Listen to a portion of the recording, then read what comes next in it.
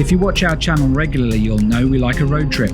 This time we're heading into the Transylvania region of Romania. Over the next few episodes we'll visit Bran Castle, famous for Dracula and Vlad the Impaler, eat our way round the city of Brasov, our home for the weekend, and climb the citadel at Rishnov. But first we're en route to Pele Castle. This 19th century castle is considered to be one of the most beautiful in Europe. So let's find out. We grabbed a hire car at Bucharest airport with Hertz at a really reasonable £60 for 2 days, and then headed off for the 2-hour drive up into the mountains. The roads are pretty good, either dual carriageway or single tarmac roads. The scenery only really gets interesting as you approach Pele Castle.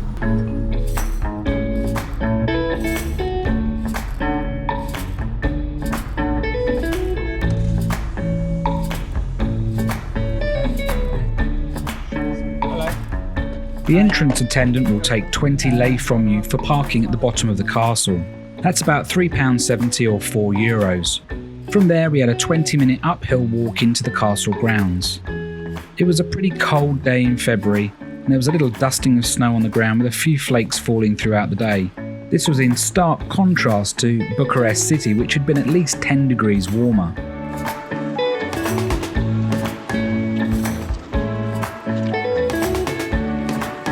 As you catch a first glimpse of the castle, there are some stalls selling local crafts, drinks and some food. I just hope this lady wasn't flicking her ash all over the sweet corn.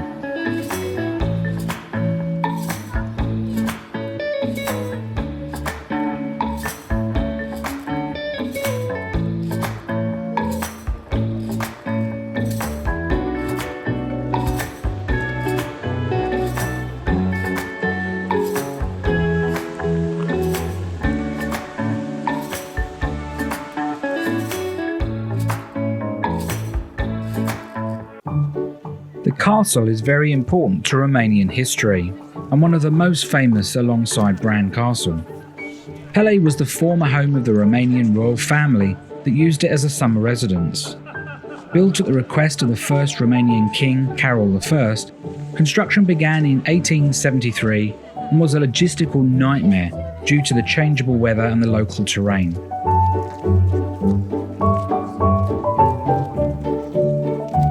Whilst walking around the grounds is free, you need a ticket to go inside.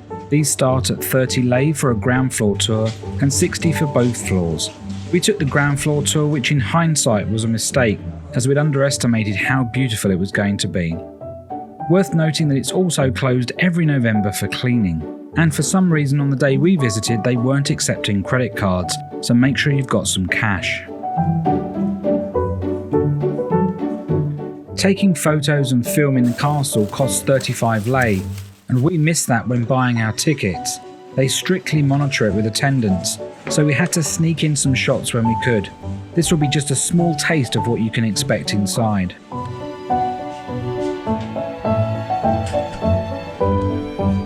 Walnut panelling, gold leaf and hundreds of statues adorn the corridors and rooms.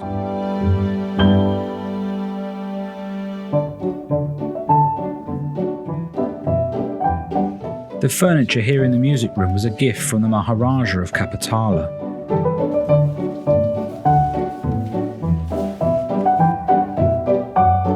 It's truly stunning and we wish we could have shown you more, but still, it'll be a surprise when you visit.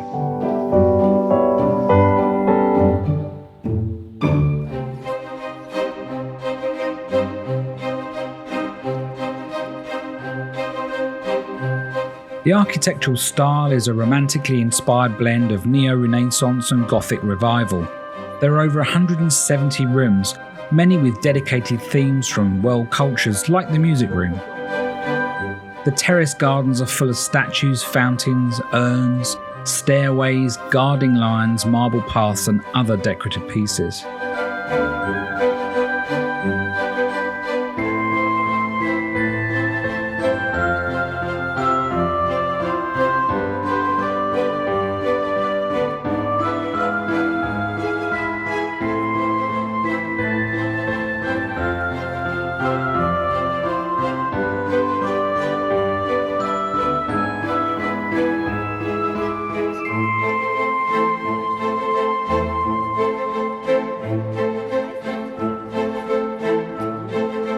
An imposing statue of King Carol I overlooks the main entrance.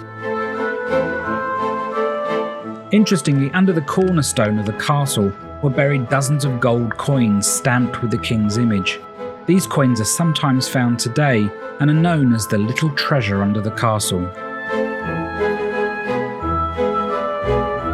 There is a second castle within the grounds. Built at the turn of the 20th century, Pelisor Castle was designed by a Czech architect in the Art Nouveau style. You walk up a short path to arrive at its entrance.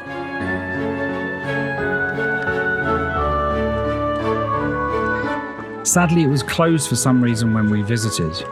This was the summer home of the last Queen of Romania, Queen Marie. A small property, there are several chambers, with the highlight being the Golden Room, adorned floor to ceiling in gold. A shame we weren't able to see it.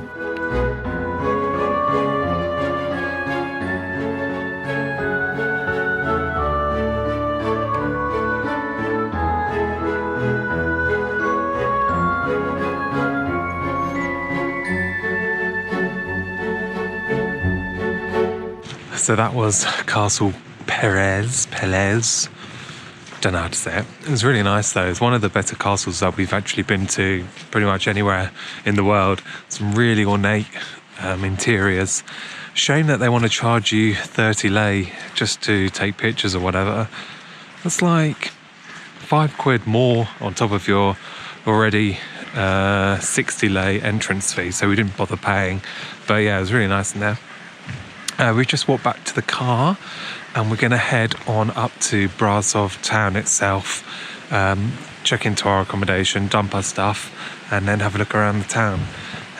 We'll show you some bits of the roads as we go up. Roads here are generally fine, just watch out for the usual kind of crazy driving, but yeah, nothing too bad. So let's make our way up to Brasov now.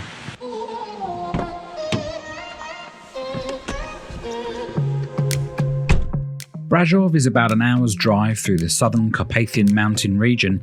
We saw more of this 600-mile mountain range when we visited the Ukraine last year. Check out that mountain road trip from the link top right now.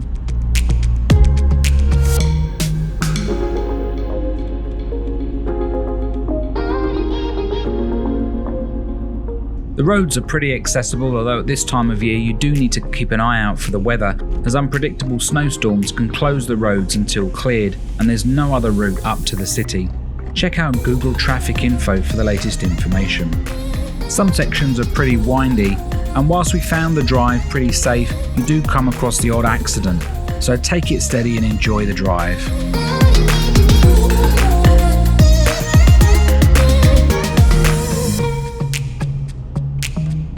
Romania has surprised us so far, looking forward to seeing more.